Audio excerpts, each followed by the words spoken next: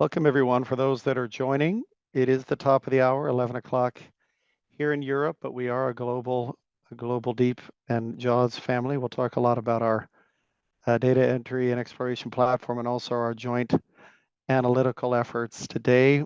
We'll be kicking off here in a couple minutes. Our team supporting our global deep team and with Data Friendly Spaces supporting us, so thank you to them. And again, as you can see from, thank you Zoom for telling who's on. Again, I'm Joel Meyer, helping to lead here the DEEP project, and again, supporting Katrine startup here with the Danish Refugee Council here in Copenhagen. So we'll be kicking off here in about a minute. Thank you all for your joining, and we look forward to your Q&A at the end of the call as we walk through some really exciting innovations in the humanitarian space.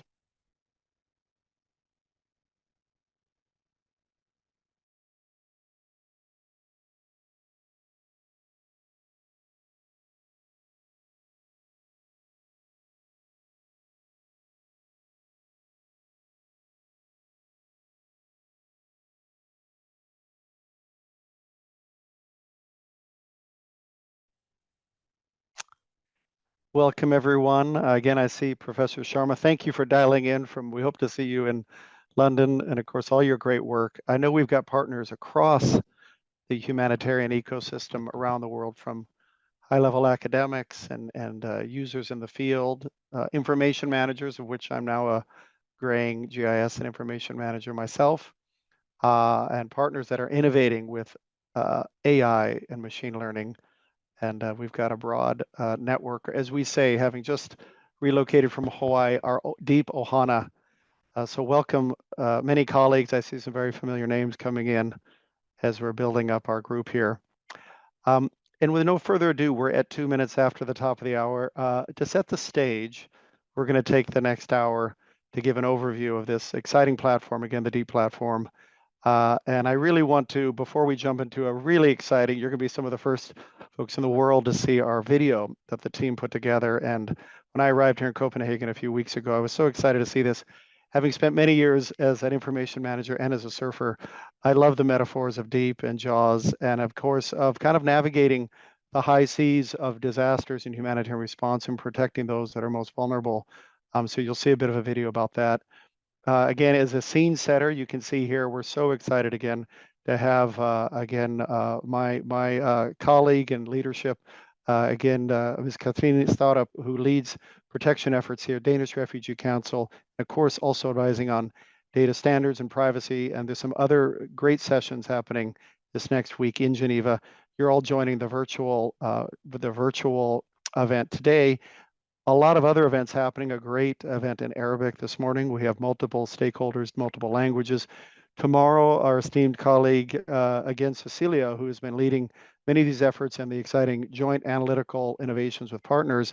We're going to have a use case tomorrow. Again, that's the 2nd of May at 2 in the afternoon, Central European time. So I know some of you are in interesting time zones. So again, have a cup of coffee or again, a glass of water, and we're really looking forward to your feedback. So with no further ado, that's a scene setter for, again, telling the story of this great innovation that came out of, course, I can't believe it was that long ago, but the Nepal earthquake, which I myself worked on, and how we could innovate using collaborative, cloud-based, open source technologies.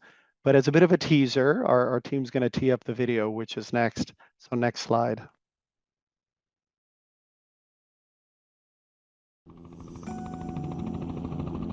Data is vital for timely and effective emergency response by humanitarian organizations. But the sheer volume of data can be overwhelming.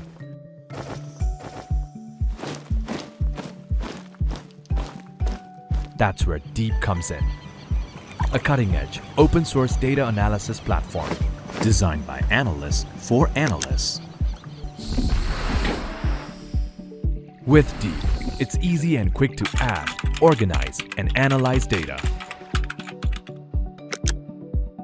A collaborative platform with assisted tagging features powered by NLP.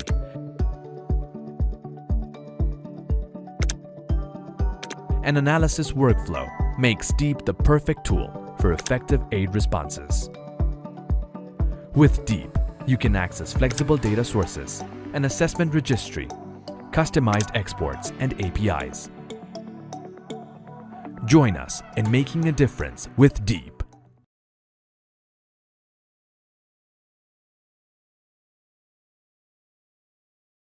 And thank you so much. There is some great sound that comes with that video, and we're working on our next sessions where we're showcasing this. We'll be unmuting on those fronts. It's a great video. You're going to see it on all of our social media channels, and I'm going to actually share that at the end. Of course, please feel free to follow us on all the different platforms. And I want to thank the team that put this all together, to the great communications experts who are on this call making this happen.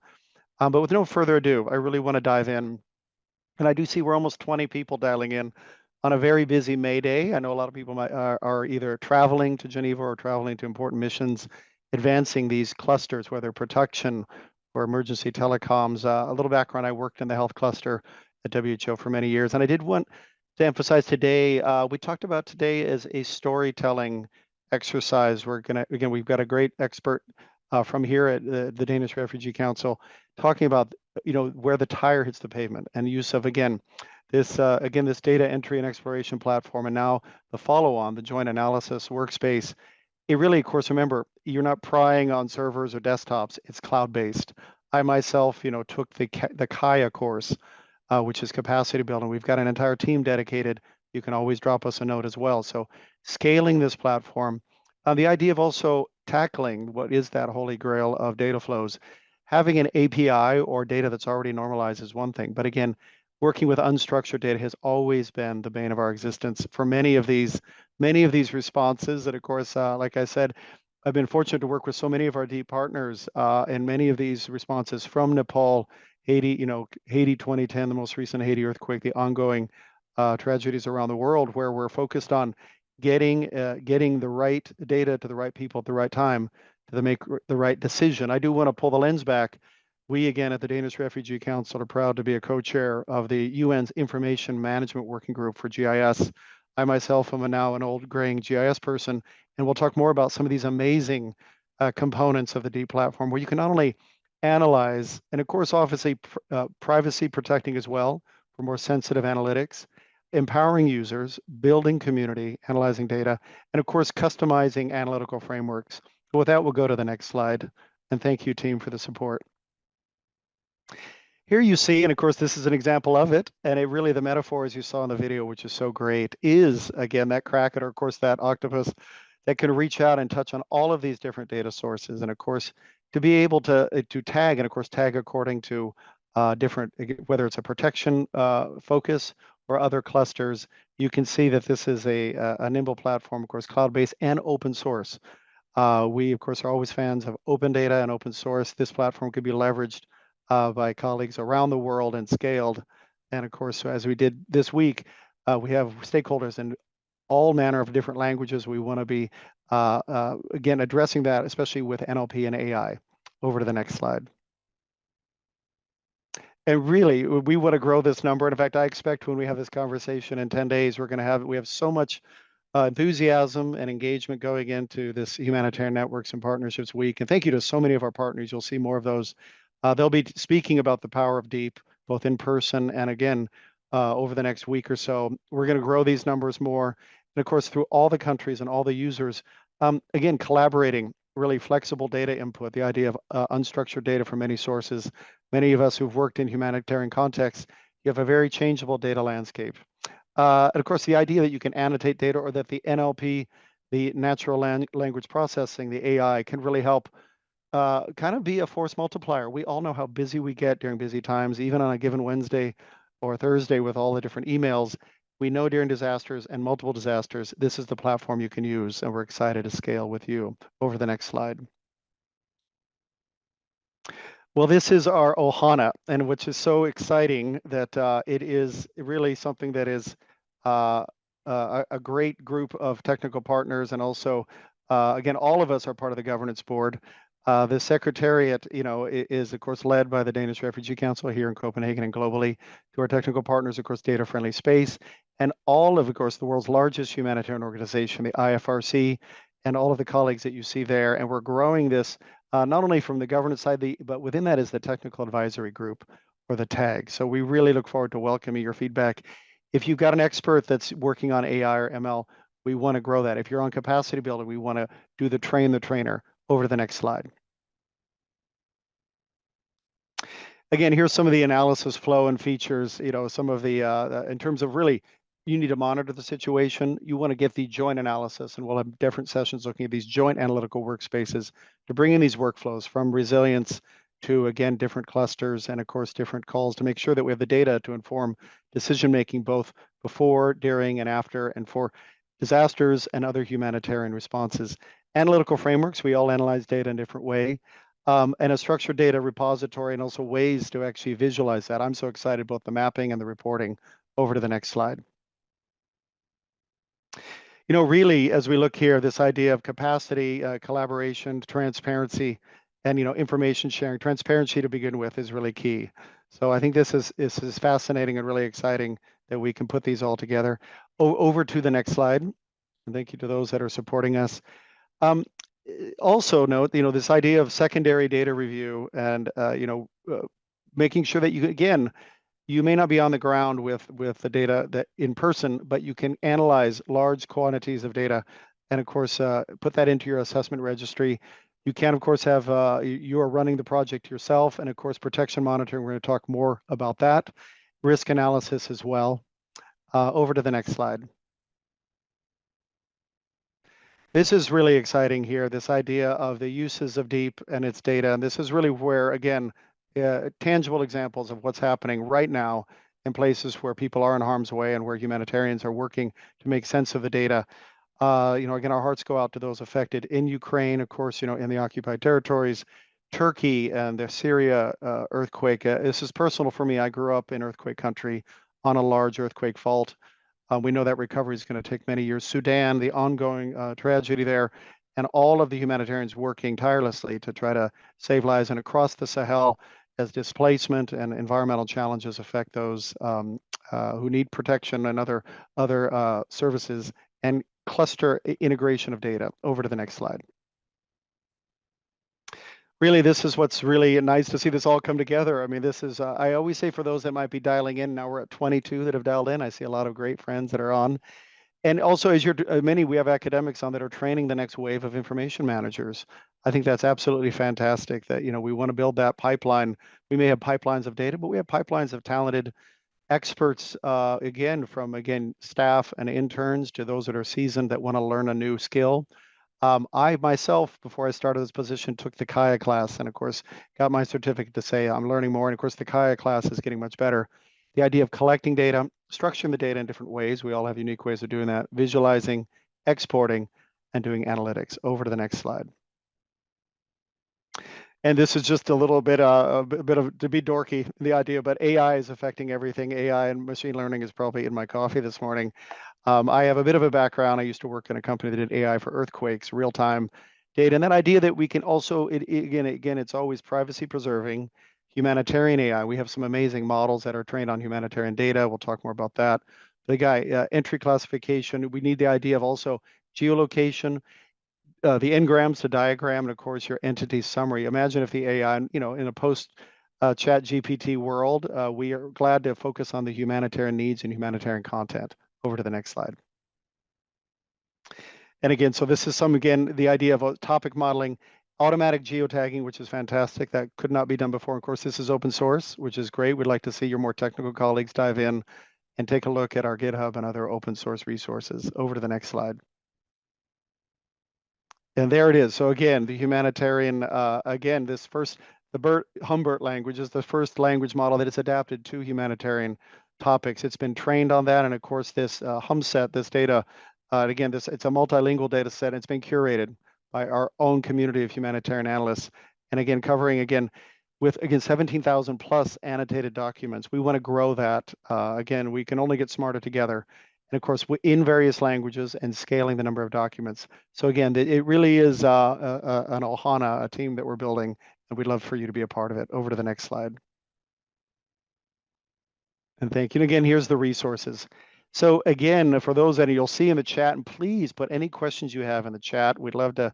We'll circle back here for Q&A and have a look at that.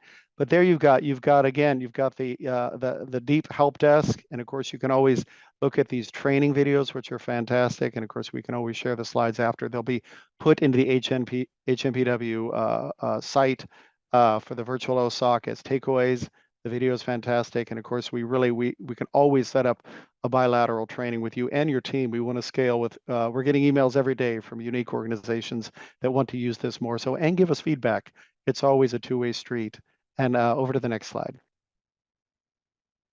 And of course, what's so exciting, there's always something new, but again, with improved assessments, we're getting much more unique use cases from different actors.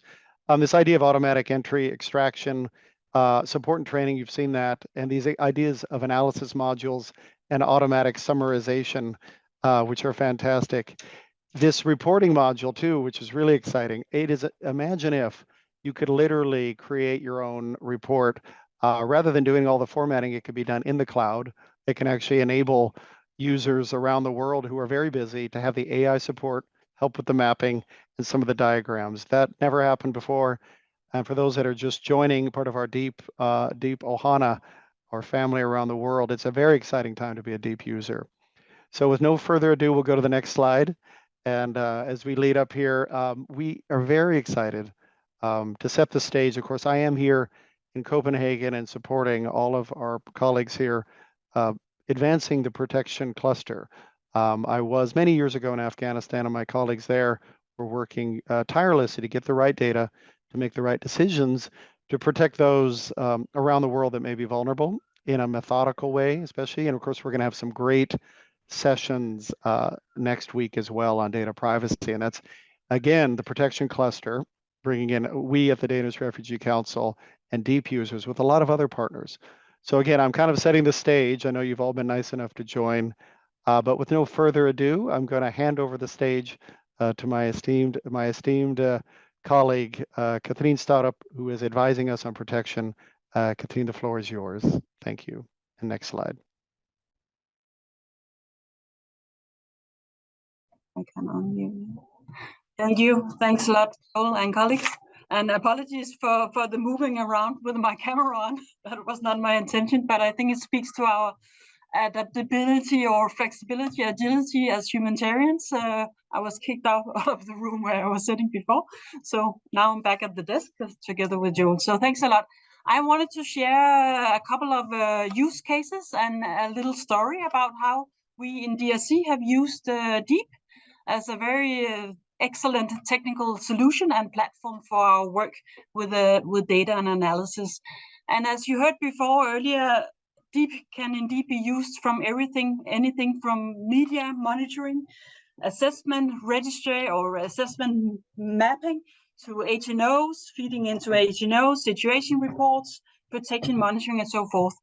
I'm going to share three examples, short examples from the protection sector, but with a very important note and message that, of course, DEEP can be used way beyond the protection sector, as we know, and as we also continue to do so in DRC. But here are three examples from the protection sector in DRC. So first off, I mean, the reason why we have seen so great benefit of using DEEP as a technical solution is indeed that we work a lot with unstructured qualitative data. What we have seen with the first two examples I wanted to give on protection analysis and legal analysis is from our Latin America sub-region, where we indeed have lots and lots of qualitative data, not only us, DRC, but there is a lot out there, both primary and secondary data. And this data is indeed very important for the protection sector and for us to understand as we unpack protection risks, threats, and the protection situation at large. We can, with the qualitative data, we can add those nuances and unpack further protection risks, the impact, the threats that affected people are. And greetings, colleagues. So we had a blip on our internet. Welcome to the modern world. Hopefully you can hear us okay. Thank you, Madigan, for giving us a thumbs up. And I think we're all good. Hold on one second. And so we're going to give a presentation here. We're going back online. So hold the line and we're going back live. Thank you. And I hope the sound is okay. And yes, this is our world and challenges that we're facing.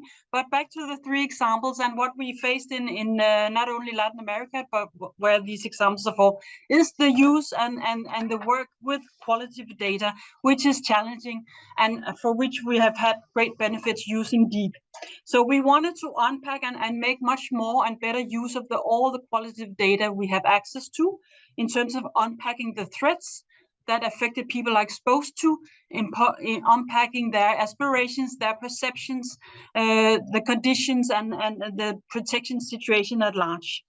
So using deep to work with qualitative data is, of course, a complementary to the work we also do on quantitative data.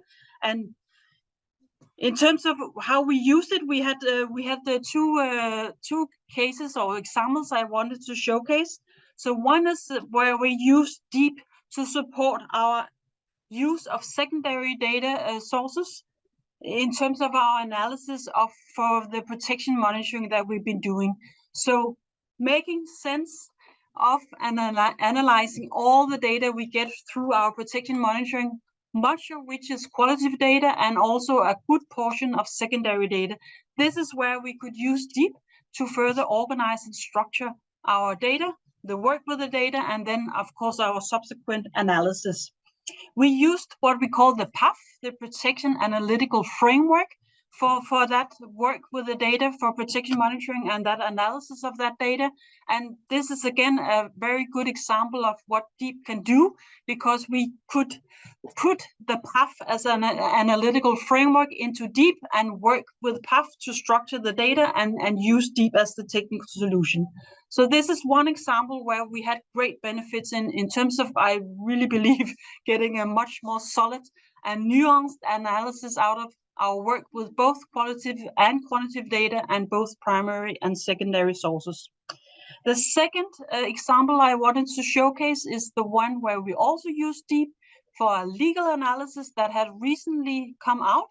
It is for protection colleagues. It's in the most recent April newsletter of the Global Protection Cluster as an example, as a news, and you can find it on Relief Web.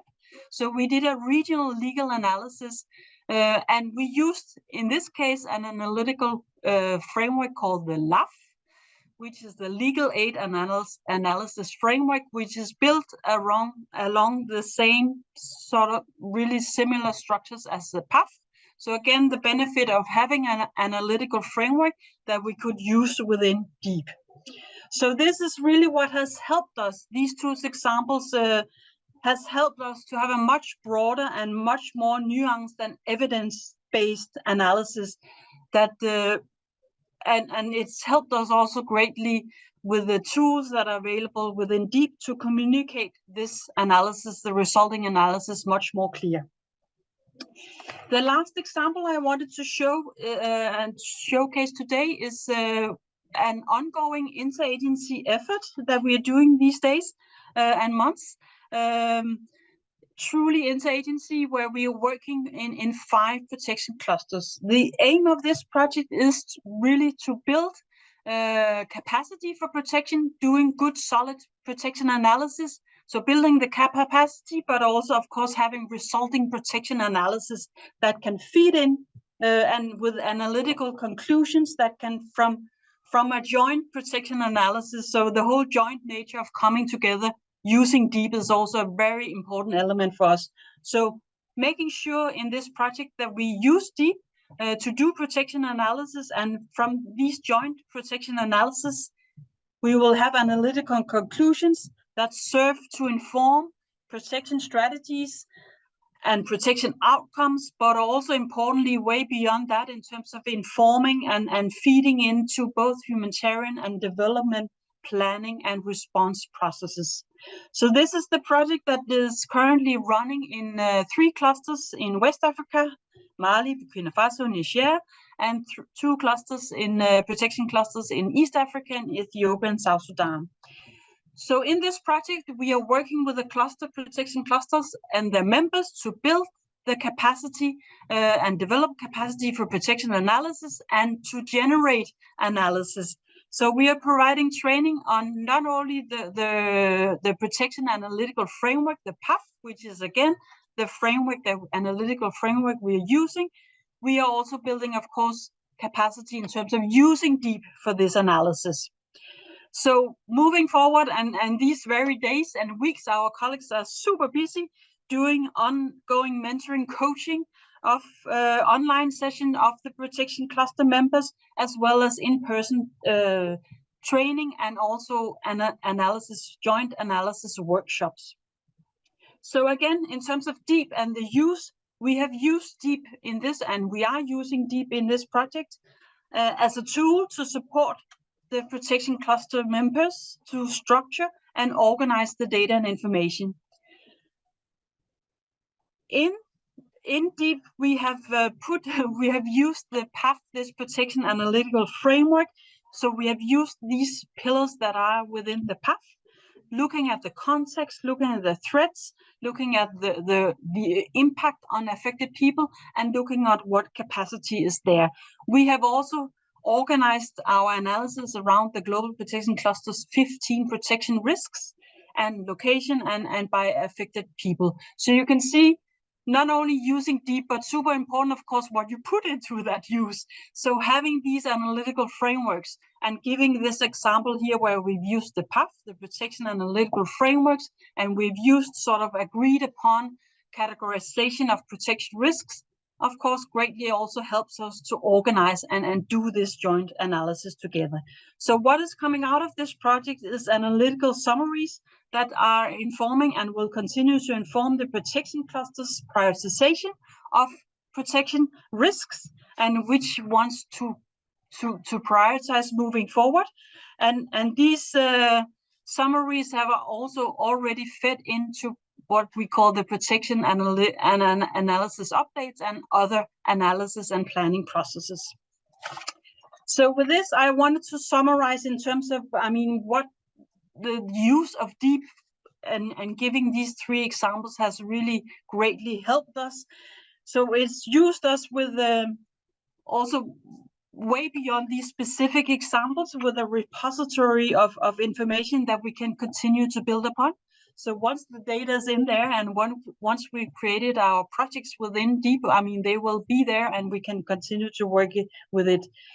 It is also recognizing indeed that using DEEP does require capacity. And analysis is still analysis, so it's not like you put something, you put data into DEEP and then magic happens and you'll have your analysis out of there. So what is super important is, of course, the required, capacity not only to do analysis but also to use DEEP as a great technical solution for this. And therefore, we're also really happy as we move forward within DEEP and being part of the governance and the colleagues working together with that in terms of what is DEEP as a platform continues to make available in terms of capacity building, demos, and training materials. And you heard about the Kaya earlier, Joel speaking about that. I think I'll leave it here with 3 examples, but wanted to repeat my message that the great benefits of DEEP in terms of structuring and organizing and creating that platform for joint work on data and importantly, joint analysis, which carries with it so much more authority when it comes out as a joint analysis for further work and programming and importantly, response and outcomes. And also in terms of that this goes ways beyond the protection sector, as you've seen the many different use cases that we already have seen and that we will continue to explore. So thanks a lot for this, and over to you, Joe. Katrina, I want to thank you. I'm always learning from the best, and I thank you all for being willing to join us today. It's been a very busy day for all of us, and of course, we love technology. Technology is, as we said, it's part and parcel of, but how else would you connect a global world of experts, whether it's protection or other clusters, and all this data, of course, privacy preserving and always relevant. There'll be other sessions talking about data standards. A lot of you have sent some direct messages. I'll put my email in the chat. Again, over to the next slide as well. We'll kind of round out the slides. I want to put right here. Of course, you can see that right there. You can always reach out, myself, of course, PM, project manager there at thedeep.io. And for support, our great team is globally available to Pepe and the team, and of course, Najid and other colleagues at Data Friendly Space. We want you to join our technically advisor group, where if you are a technical user or want to add capabilities, because it is open source. It really is, it's we are the world type of thing, where we want to connect all the brightest brains who are building not only open source tech, but AI and ML. Daria, we're going to have some exciting in-person next week sessions there at Humanitarian Networks and Partnerships Week, talking about AI and machine learning with a lot of great partners from IDMC, from Esri and other partners who really come together. And again, to Luke and the team using the Go platform. These are all APIs that can also inform the next chapter, which we call JAWS, the Joint Analysis Workspace, built on Deep. Deep is a cornerstone, but the building continues to go up. We have capabilities we never thought we had. I think we might have one more slide. But I know we're at the Q&A. Of course, our team has been fantastic. Now, these are the socials. If the tree fell and no one ever heard about it, it wouldn't be much of a tree. We really want to tell the story. And we're so glad to have this team online and globally who's making this happen. Please, with all that spare time, I know you as busy humanitarians and academics, practitioners, please take a look at, of course, obviously take a look at our Deep website. Please log in, get access, go through the Kaya course. We can also set up a training. Take a look at our NLP resources. These are open source libraries that are growing all the time. It's such an amazing thing to have from the ashes and, of course, the earthquake that was there in Nepal. I myself was doing information management with NetHope. Every morning was how do we get 50 NGOs to get all of their sit reps aligned, to get situational awareness for people on the ground. It was so much harder then. We've been able to do it better now, but we're going to only get better with all of you. And of course, on LinkedIn, there's some great updates in there. So that's kind of, again, the nature of it. We're going to go into the Q&A. I noticed, of course, we've got some great resources here. Thank you to our team that has posted that. I also noticed that there was a question in here, and of course, you can email me directly about some of the legal analysis for PAF. If you wanted to mention that directly, I believe, let me look here who had posted that. I know, Lumi, over to you. You can join the group. Actually, please feel free to email us directly. I can also loop you in directly to our different various working groups. So that's a good way to do that, or you can put your email in the chat. We are recording this.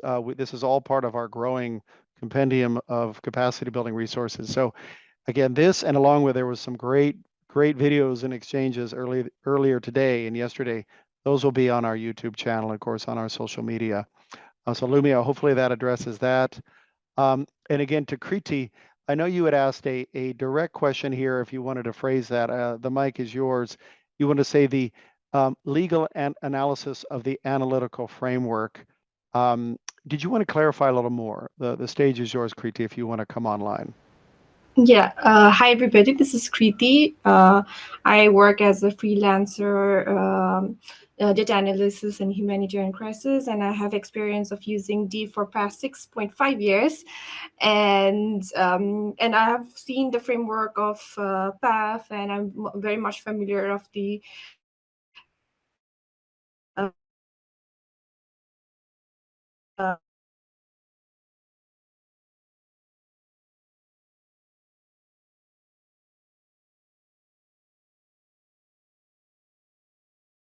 I'm not sure.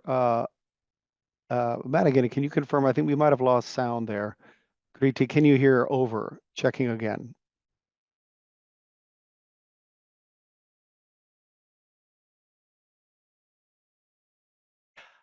I think I turned off my camera to save on video, but I think we're doing fine. Kriti, we may have lost you. So I'm going to send you a direct email. Of course, I'll put my email in the chat. That might be a good course of action. We're happy to then to set up a bilateral call on another, at another time as well. So can you still hear, Kriti, over? Yeah, checking. I can hear you guys. Okay, over to you if you want to rephrase. Over.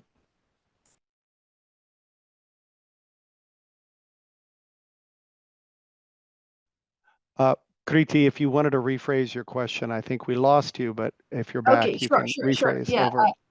Guys, can you hear me now properly? Yes, okay. So I just want to know like which framework that DRC has adopted for the legal analysis, because I've seen PAF framework, I've seen the different framework from IMAP to JIMAC framework that has been adopted from GI.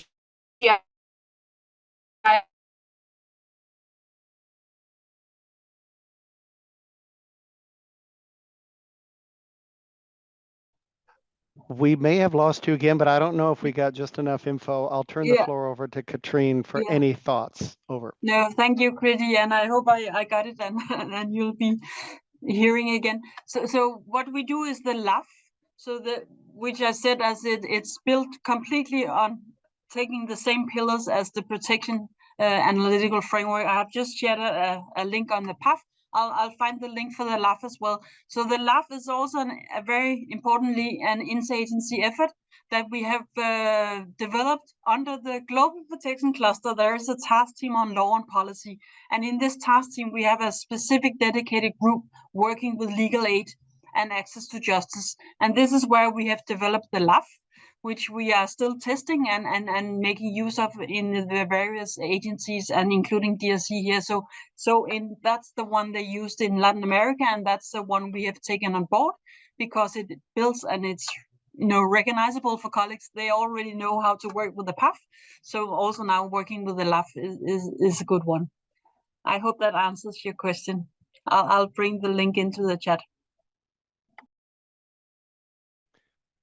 Thank you, Kriti. And I was beaming. Like I said, I'm so excited to be a part of having joined a few weeks ago, but always being a great fan of. I remember being at HMPWs years ago when so many of my expert friends were running to the deep meetings and very excited about.